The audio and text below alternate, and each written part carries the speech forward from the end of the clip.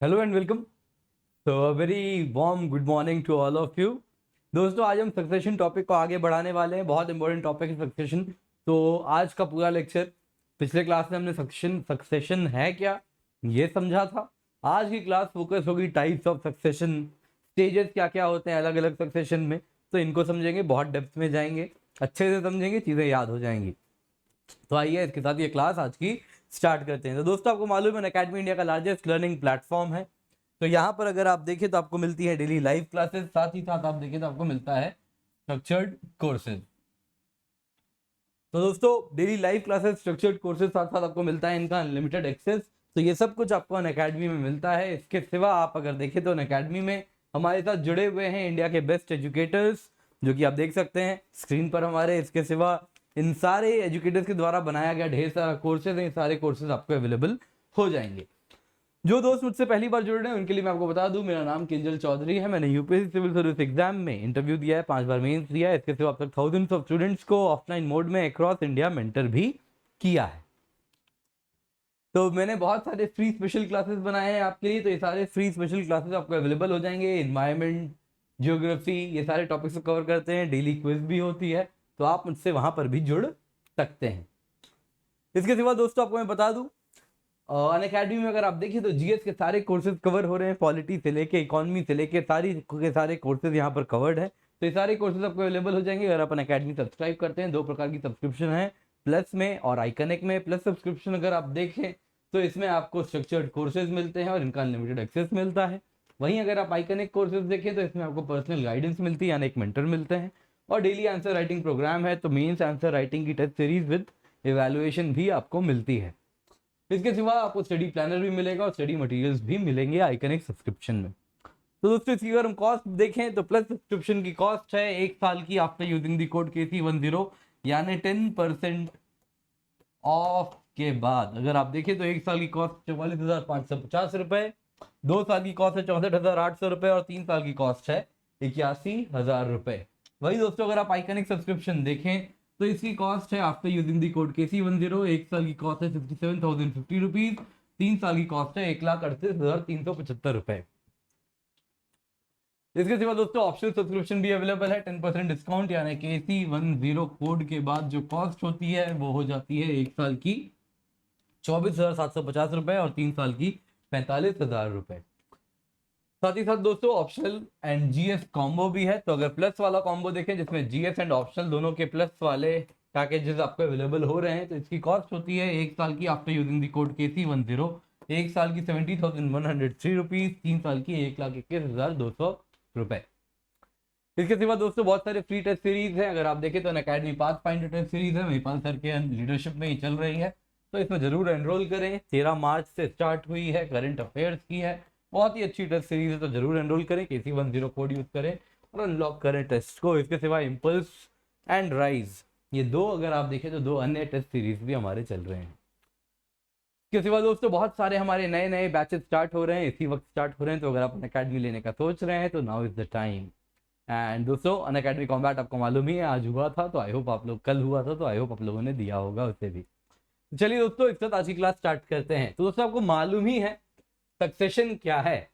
तो सक्सेशन क्या था? Process of change over time. कोई भी इकोसिस्टम में जो कम्युनिटी है वो कैसे स्टेज बाय स्टेज बदलते जाती है और पायनियर कम्युनिटी से स्टार्ट होती है और क्लाइमेक्स कम्युनिटी पे जाके खत्म होती है। ये तो हमने पिछले क्लास में समझा था। तो आइए आज कुछ समझते हैं टाइप्स ऑफ सक्सेशन। तो टाइप्स ऑफ सक्सेशन क्या हो सकता है कि कहां पे ये सक्सेशन हो रहा है, उसके आधार पर आप अलग अलग टाइप्स ऑफ सक्सेशन कह सकते हैं। तो पहला है हाइड्रोस्फीयर। हाइड्रोस्फीयर अगर आप देखें तो ये वो सक्सेशन है जो कि फ्रेश वाटर पे हो रहा है, स्पेशली स्मॉल लेक्स में। तो अगर आप देखें जैसे ये है कोई पॉन्ड है, तो यहाँ पे जो सक्सेशन होती है देखिए कुछ इस प्रकार होती है। स्टार्टिंग में क्या होता है, पॉन्ड साफ होता है, कोई ऑर्गेनिक मटेरियल नीचे नहीं होता है, तो बेयर बॉटम है। फिर क्या होगा, धीरे धीरे देखिए वेजिटेशन बढ़ने लगेगी, तो कुछ वेजिटेशन यहाँ पर आके जमने लगेगी।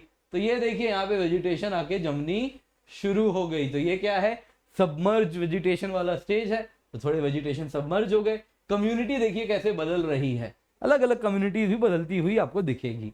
फिर आप देखेंगे फाइनली तीसरा स्टेज आता है कुछ वेजिटेशन आके इमर्ज होके बाहर उगने लगे। इसी से तो मिट्टी से पॉन्ड अब भरना शुरू हो गया है। डेट्रिटस मटेरियल पॉन्ड में भरती जा रही है, पॉन्ड भरता जा रहा है, भरता जा रहा है, भरता जा रहा है।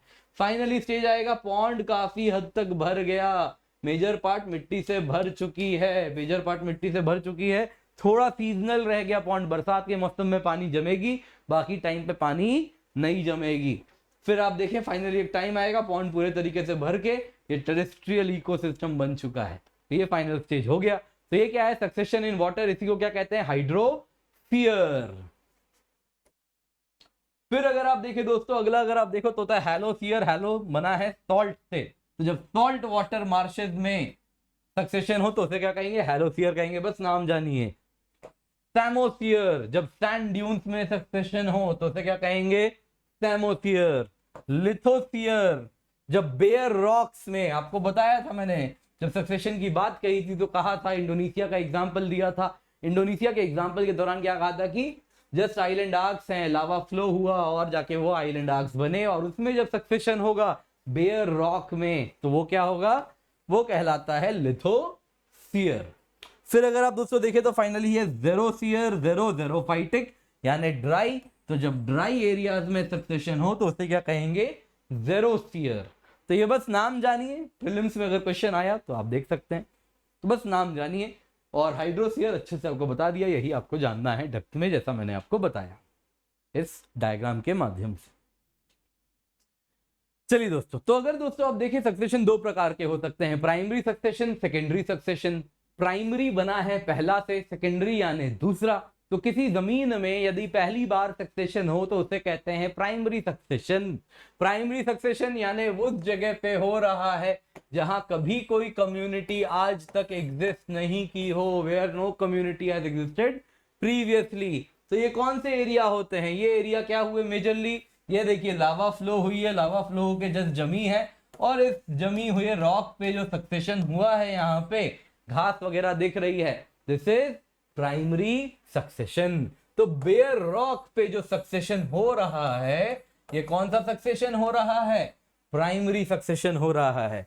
तो ये जो सक्सेशन आप देख रहे हो बेयर रॉक में, सबसे पहले लाइकन्स आएंगे, पायनियर स्पीशीज जिनको कहते हैं, फिर स्मॉल एनुअल प्लांट्स आएंगे, हमने पढ़ा था, ग्रासेस आएंगे, फिर ग्रासेस एंड श्रब्स आएंगे, और फिर क्लाइमेक्स कम्युनिटी, बड़ी सी वेजिटेशन हो जाएगी, बड़े बड़े पेड़ आ जाएंगे। तो ये कौन सा सक्सेशन है, प्राइमरी सक्सेशन, क्योंकि ये बेयर रॉक पे हुआ है, वहां पर हो रहा है जहां पे कभी कोई सक्सेशन नहीं हुई हो, जहां कभी कोई कम्युनिटी एग्जिस्ट ना की हो, जहां पर आज तक सिर्फ और सिर्फ बेयर रॉक, नंगे पत्थर, नंगी जमीन हो, तो वहां पे कैसा सक्सेशन होता है, primary succession.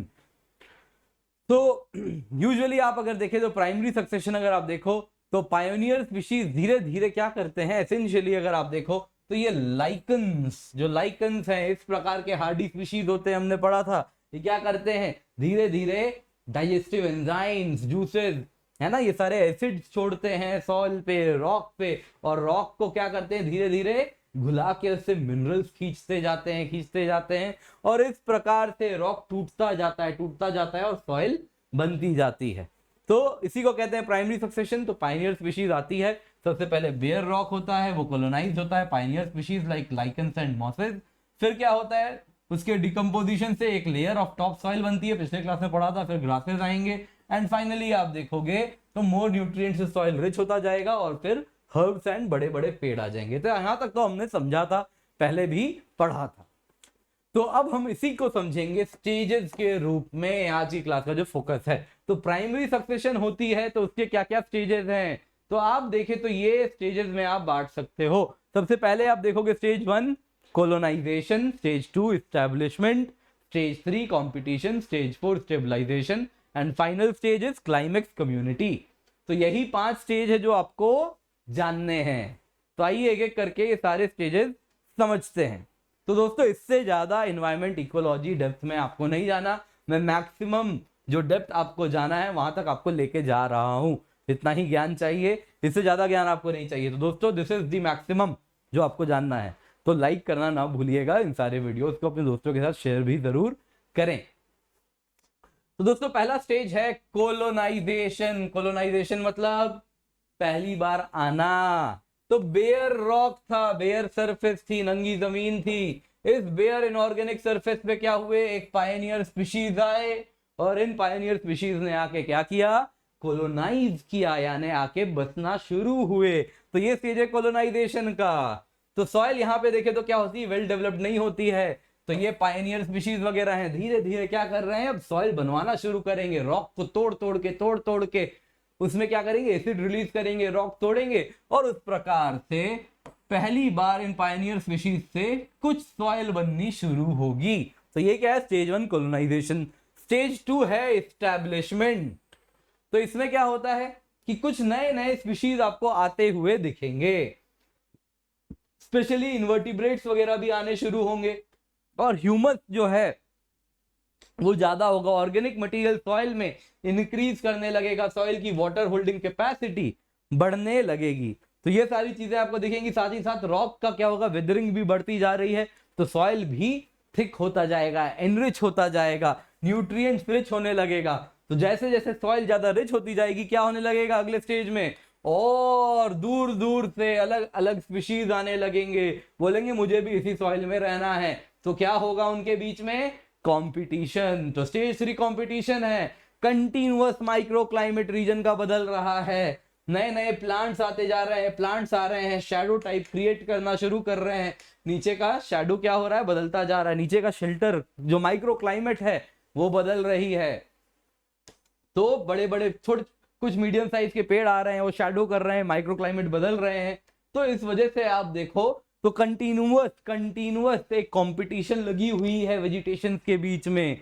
Temperature, sun and wind अगर आप देखो तो धीरे धीरे अब लेस एक्सट्रीम है। यहाँ पे जो सन थी, जो टेम्परेचर था, विंड था, सीधी सीधी धूप पड़ रही थी, लेकिन यहाँ पे आते आते क्या हो रहा है, इन पेड़ की शैडो होनी शुरू हो गई है। तो यही कहना चाह रहे हैं, larger plants increase cover and provide shelter. तो इसी वजह से क्या हो रहा है, टेम्परेचर, सन एंड विंड पहले की तुलना में अब लेस एक्सट्रीम है। फिर अगर आप देखें तो स्टेज 4 आता है, जिसे हम कहते हैं स्टेबलाइजेशन। तो स्टेबलाइजेशन मतलब अब सेटल डाउन करना, हो गया बहुत कंपटीशन, अब फाइनल स्टेज के तरफ मूव करना शुरू करना है। तो इसमें क्या हो रहा है, फ्यूअर न्यू स्पीशीज। अब क्या हुआ है कि कंपटीशन खत्म हो चुकी है, जो बचा वो टिकेगा। तो कुछ ही नए स्पीशीज हैं, वही कोलोनाइज करेंगे इसको, कुछ ही स्पीशीज हैं जो कोलोनाइज कर सकते हैं, वही रह गए। और अब फूड वेब बड़ा कॉम्प्लेक्स हो चुका है, क्योंकि जो नए स्पीशीज अभी आए थे वो स्पेशलिस्ट हैं। स्पेशलिस्ट यानी क्या हुए, वो उस इकोसिस्टम में रहने के लिए बेस्ट तरीके से, मोस्ट एफिशिएंट तरीके से उसको यूज कर सकते हैं। वो अपना खुद का नैरो निश बनाते हैं। नैरो निश बन रहा है यानी स्पेशलिस्ट है। कोई स्पीशीज है, यदि उसका निश बहुत वाइड है, मतलब वो बहुत सारी चीजें कर सकता है, तो वो क्या हो गया, जनरलिस्ट। अगर कोई स्पीशीज है उसका निश नैरो है, ये ए हो गया और ये वाला बी हो गया, तो ए का निश अगर नैरो है तो ये क्या हुआ, ये मतलब इतना ही सा काम करता है, तो ये क्या है, स्पेशलिस्ट है, ये वो काम बहुत एफिशिएंटली करेगा। फॉर एग्जाम्पल आप देखिए इस पांडा को, ये पांडा क्या खा रहा है, पांडा खाता है बैम्बू, जीवन भर बैम्बू खाता है, बैम्बू ही खा के पेड़ पे रहता है। तो ये बस बैम्बू खाता है, तो इसका निश क्या है, ये सुपर स्पेशलिस्ट है, तो इसका नैरो निश है। क्यों बैम्बू खाता है आपको मालूम है, क्योंकि बैम्बू और कोई पेड़ और कोई जानवर खाना नहीं चाहता। बैम्बू में रफेज मटेरियल बहुत ज्यादा होता है, मिनरल्स एंड न्यूट्रिएंट्स बहुत कम होते हैं, तो बाकी जानवर कहते हैं इसको तो खाने में इतना खाओगे तो इतना कुछ मिलेगा। पांडा कहता है कोई नहीं खाता तो चलो मैं खा लेता हूं। ये दिन में 20-30 किलो यही खा जाता है। क्यों, बहुत खाना पड़ता है, तभी तो थोड़ा सा मटेरियल न्यूट्रिएंट्स का मिलेगा। तो ये क्या है, ये सुपर स्पेशलिस्ट है। इकोलॉजिकल निश क्या है इसकी, बहुत नैरो है। तो वैसे ही स्पीशीज अब फाइनल स्टेजेस में आने शुरू हो गए, जो अपना निश बस बना रहे हैं, सुपर स्पेशलिस्ट है, मोस्ट एफिशिएंटली बचे कुछ रिसोर्सेज को एक्सप्लॉइट कर रहे हैं। फाइनल स्टेज आती है एज यूजुअल क्लाइमेक्स कम्युनिटी। तो इसमें क्या होता है, इक्विलिब्रियम अटेन हो गया है एंड मैक्सिमम पॉसिबल डेवलपमेंट हो चुकी है। वहां पे जो कम्युनिटीज हो सकते हैं वो बेस्ट पॉसिबल, मैक्सिमम पॉसिबल शब्द का इस्तेमाल कर रहा हूं मैं, वहां की स्थिति के अनुसार जो मैक्सिमम कम्युनिटीज वहां पे डेवलप हो सकती हैं वो डेवलप हो चुकी हैं। फॉर एग्जाम्पल आप अगर देखें ग्रासलैंड इकोसिस्टम की अगर हम बात करें, तो ग्रासेस वहां पे क्लाइमेक्स कम्युनिटी है, सवाना ग्रासलैंड है ना। फिर टेम्परेट ग्रासलैंड जो होते हैं, प्रेरीज, वहां पे ग्रासेस ही है क्लाइमेक्स कम्युनिटी। पेड़ क्यों नहीं बन जाता, यूपीएससी ने भी सवाल पूछा है, तो पेड़ क्यों नहीं बन जाता? तो कारण क्या है कि यहाँ पर ग्रासलैंड इकोसिस्टम में एक तो बारिश बहुत कम होती है, स्कैंटी रेनफॉल होता है, तो प्लांट ग्रोथ अच्छे से अचीव नहीं हो सकती, ऊंचे ऊंचे पेड़ बन नहीं पाते। दूसरा कारण है, जब गर्मी की सीजन होती है इन ग्रासलैंड्स में लाइक सवाना, तो वहां पे ग्रास सूख जाते हैं और आग लग जाती है। आग लग जाती है तो बड़े बड़े पेड़ तो भैया जल जाते हैं, और ये जो घास है ये अभी क्या हुए, जले, और कुछ महीनों में वापस अंकुर होके फिर से नए घास आ गए। तो इस वजह से ग्रास क्या होते हैं, ये टिके रहते हैं, बाकी बाकी के पेड़ डिस्ट्रॉय हो जाते हैं, लेकिन ग्रास और उनकी सीड्स बच जाती है, और जैसे ही वायर खत्म होती है वो फिर पनप जाती है। नेक्स्ट है दोस्तों सेकेंडरी सक्सेशन। सेकेंडरी सक्सेशन क्या है? ये वहां हो जहां पे कभी क्लाइमेट, जहां पर कभी कोई कम्युनिटी रह चुकी है, ये बेयर रॉक्स पे नहीं हो रहा है, यहाँ पे वेल डेवलप्ड सॉइल होगा यूजुअली। तो आप अगर देखें ये डायग्राम भी कुछ वैसे ही दिख रहा है प्राइमरी सक्सेशन के जैसा। यहां पर आपने अगर देखा हो सेम है लगभग डायग्राम, लेकिन यहाँ पे टाइम पे फोकस कीजिए। यहाँ पे लिखा है हंड्रेड्स ऑफ ईयर्स में एक एक स्टेज हो रहे हैं, हर एक स्टेज हंड्रेड्स ऑफ ईयर्स में हो रहा है। यहां पर देखिए क्या लिखा है सेकेंडरी सक्सेशन में, 0 year, 1 to 2, 3 to 4, 5 to 150, 150 plus वापस क्लाइमेक्स हो गई। तो बहुत कम टाइम में होता है, फास्ट होता है सेकेंडरी सक्सेशन। तो अगर आप देखें सेकेंडरी सक्सेशन क्या है, sequential development of biotic communities. कब? जब कंप्लीट या पार्शियल डिस्ट्रक्शन हो जाए किसी एग्जिस्टिंग कम्युनिटी का। फॉर एग्जाम्पल जंगल है, जंगल के किनारे आपने क्या किया, जंगल था, जंगल में आपने क्या किया, जंगल को काटा और उस जंगल को काट के खेत बना दिया।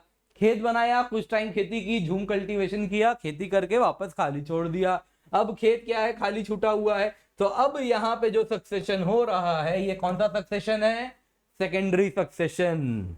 वैसे ही आप अगर देखें कोई जंगल थी, जंगल में लग गई आग, और आग के बाद जो सक्सेशन शुरू हुआ, वापस से जो नए कम्युनिटी डेवलप हुए, वो क्या हुए, सेकेंडरी सक्सेशन। तो फॉरेस्ट फायर के बाद देखिए सब कुछ जल चुका है, एक साल बाद देखिए छोटे छोटे घास वगैरह वापस एंड श्रब्स वापस आ गए हैं। तो कोई भी मैच्योर या इंटरमीडिएट कम्युनिटी क्या हो सकती है, आग वगैरह से या कोई भी नेचुरल इवेंट, साइक्लोन से, किसी से भी डिस्ट्रॉय हो सकती है, एग्रीकल्चर से, ओवरग्रेजिंग से, ह्यूमन फैक्टर्स, नेचुरल फैक्टर्स, किसी से भी डिस्ट्रॉय हो सकती है। तो फिर क्या होता है, इस अबैंडन्ड लैंड में आप देखो तो एक हार्डी स्पीशीज इन्वेड करती है लाइक ग्रासेस। वहां पे लाइकेंस एंड मॉसेस करते थे, क्यों? प्राइमरी सक्सेशन में लाइकेंस एंड मॉसेस करते थे क्योंकि रॉकी सरफेस था, सॉइल नहीं बनी थी, तो सॉइल नहीं बनी थी तो इसलिए लाइकेंस एंड मॉसेस थे। लेकिन यहाँ पे कौन आते हैं, ग्रासेस आते हैं, क्योंकि सॉइल एक अच्छी खासी है और सॉइल है तो पूरा सक्सेशन आप देखो तो 150 साल में कंप्लीट हो जाता है, तो कम टाइम में होता है। इस वजह से ये क्या है, रिलेटिवली फास्टर है। क्यों भाई? क्योंकि ये वेल डेवलप्ड सॉइल में होती है सेकेंडरी सक्सेशन, प्राइमरी सक्सेशन नहीं होती वेल डेवलप्ड सॉइल में। तो आप देखो तो धीरे धीरे आप देखो कैसे कम्युनिटी बदलती जाती है। तो ग्रासेस आए, ग्रासेस के बाद वापस पेड़ वगैरह आ गए। तो काफी कॉमन है, यूजुअली आप देखोगे तो अपने जो जंगल काटे जाते हैं उसके बाद सेकेंडरी सक्सेशन होती है, नई वेजिटेशन आती है। अगर आपने जीसी लियोंग पढ़ी है तो आपने एक टर्म सुना होगा बेलुकार। जीसी लियोंग में आपने इक्वेटोरियल क्लाइमेट वाला चैप्टर पढ़ा है तो उसमें बेलुकार टर्म पढ़ा होगा। वो क्या है, सेकेंडरी सक्सेशन की वजह से वहां पे इंडोनेशिया में क्या किया है, जंगल काटा है, जंगल काट के जो बाद में जो पेड़ आए हैं सेकेंडरी सक्सेशन के बाद, उन जंगलों में खेती की, वापस झूम कल्टीवेशन किया, खाली छोड़ा। कुछ टाइम बाद वापस से जो सेकेंडरी सक्सेशन से जो पेड़ आए वो छोटे छोटे स्टंटेड पेड़ हैं, उन्हीं को वो कहते हैं बेलुकार्स। इसके सिवा आप देखिए दोस्तों सक्सेशन दो प्रकार का हो सकता है, और autogenic and allogenic succession. Auto यानी ऑटो, खुद से, वो सक्सेशन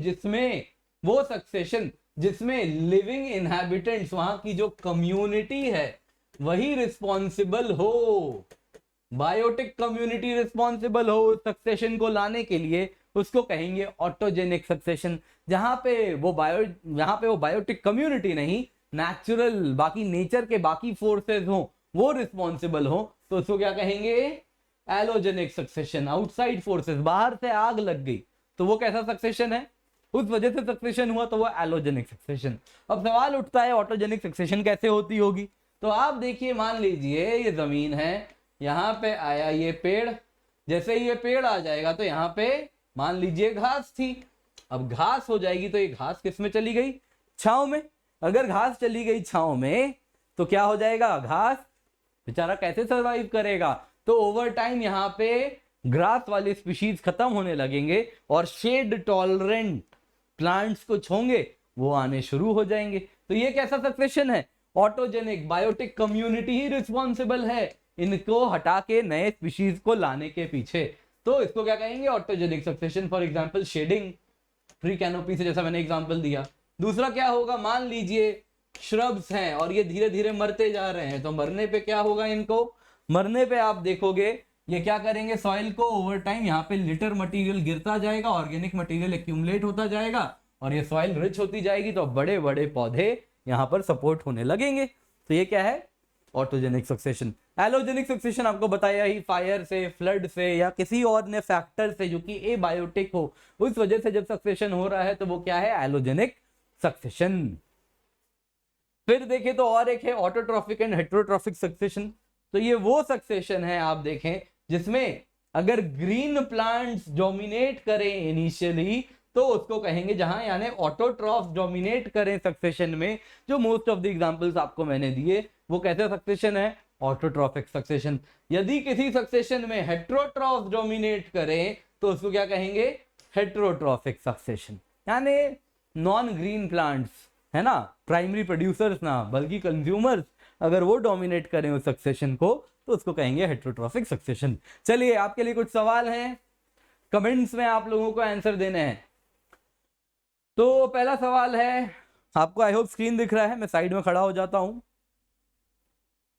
इनमें से क्या टर्म बेस्ट डिस्क्राइब करता है सिर्फ physical space occupied by organism नहीं, बल्कि उसका फंक्शनल रोल उसकी कम्युनिटी में, उस कम्युनिटी में उस ऑर्गेनिज्म का सिर्फ फिजिकल स्पेस नहीं बल्कि कम्युनिटी में उसका जो फंक्शनल रोल है, उसके लिए कौन सा टर्म है? इकोटोन, इकोलॉजिकल निश, हैबिटेट या होम रेंज?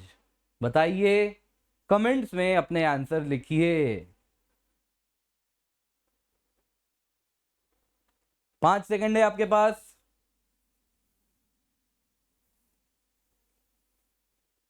लिखा? तो क्या है ये? क्या है ये? तो आंसर अगर आप देखें तो यहां पर बात हो रही है इकोलॉजिकल निश की। 2013 का सवाल है। 2013 का ही और एक सवाल देखेंगे। ग्रासलैंड में ट्रीज ग्रासेस को क्यों नहीं रिप्लेस करते? इकोलॉजिकल सक्सेशन में क्लाइमेक्स कम्युनिटी में ग्रासेस क्यों हैं? इंसेक्ट्स एंड फंजाई की वजह से, limited sunlight and पॉसिटी of nutrients की वजह से, वाटर लिमिट्स एंड फायर की वजह से, या D none of the above? Again 5 second, जल्दी से बताइए क्या है जवाब।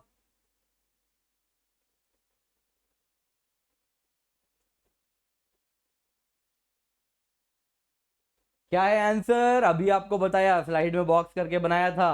ग्रासलैंड इकोसिस्टम में क्यों ग्रासेस ही क्लाइमेक्स कम्युनिटी हैं? तो आंसर बड़ा स्ट्रेट फॉरवर्ड था। क्या होती है? फ्रीक्वेंट फॉरेस्ट, फ्रीक्वेंट फायर्स होती है और वाटर भी कमी होती है। चलिए तीसरा देखिए, with reference to food chains in ecosystem, किसको डिकम्पोजर ऑर्गेनिज्म कह सकते हैं? वायरस को, फंगी को, बैक्टीरिया को? 1 ओनली, 2 एंड 3, 1 एंड 3, 1, 2 एंड 3। जल्दी से बताइए क्या आंसर। डिकम्पोजर्स कौन थे? बताया था आपको, दोनों बताया था। टेरेस्ट्रियल एनवायरनमेंट में कौन होगा? टेरेस्ट्रियल में कौन? एक्वेटिक में कौन? तो क्या है आंसर? ये भी 2013 का ही सवाल है। तीनों सवाल आज के 2013 के ही थे। तो आंसर इज 5 सेकेंड,